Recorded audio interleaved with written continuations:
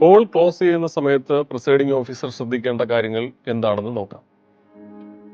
നിർദ്ദേശിച്ചിട്ടുള്ള സമയത്ത് തന്നെ polling അവസാനിപ്പിക്കേണ്ടതാണ്. Polling താമസിച്ചാണ് തുടങ്ങിയതെങ്കിലും മുൻ നിർദ്ദേശിച്ചിട്ടുള്ള സമയത്ത് തന്നെ അവസാനിപ്പിക്കേണ്ടതാണ്.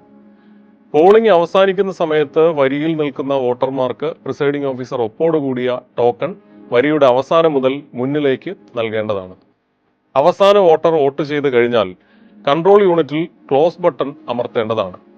അതിനുശേഷം presiding officers report part 3 തയ്യാറാക്കേണ്ടതാണ്.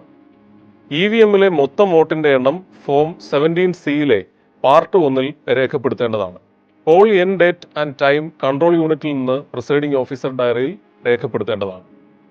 Control unit switch off ചെയ്തതിനു ശേഷം ബാലറ്റ് യൂണിറ്റ് VVPATൽ നിന്നും VVPAT കൺട്രോൾ യൂണിറ്റിൽ നിന്നും വേർപെടുത്തേണ്ടതും അതിനുശേഷം VVPATലെ പവർ പാക്ക് വേർപെടുത്തേണ്ടതുമാണ്.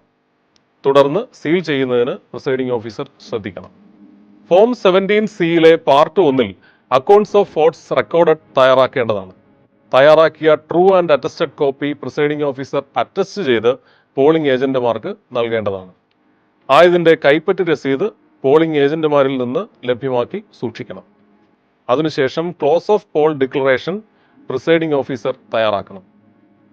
ക്ലോസിംഗ് ഓഫ് പോളിന് ശേഷം പ്രിസൈഡിംഗ് ഓഫീസർ EVM, VVPAT എന്നിവ ക്യാരിയിങ് കേസിൽ സീൽ ചെയ്യേണ്ടതും സീൽ ചെയ്ത അഡ്രസ് ടാഗിൽ പ്രിസൈഡിംഗ് ഓഫീസർ തീയതിയും ഒപ്പം സീലും വയ്ക്കേണ്ടതാണ്.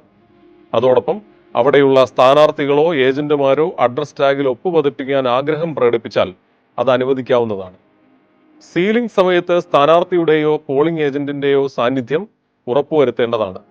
എല്ലാ ഇലക്ഷൻ സംബന്ധിച്ച രേഖകളും പൂരിപ്പിച്ച് സീൽ ചെയ്യുകയും അതോടനുബന്ധിച്ചുള്ള കവറിൽ തന്നെ സൂക്ഷിക്കുകയും സീൽ ചെയ്തെന്ന് പ്രിസൈഡിംഗ് ഓഫീസർ ഉറപ്പുവരുത്തേണ്ടതുമാണ്.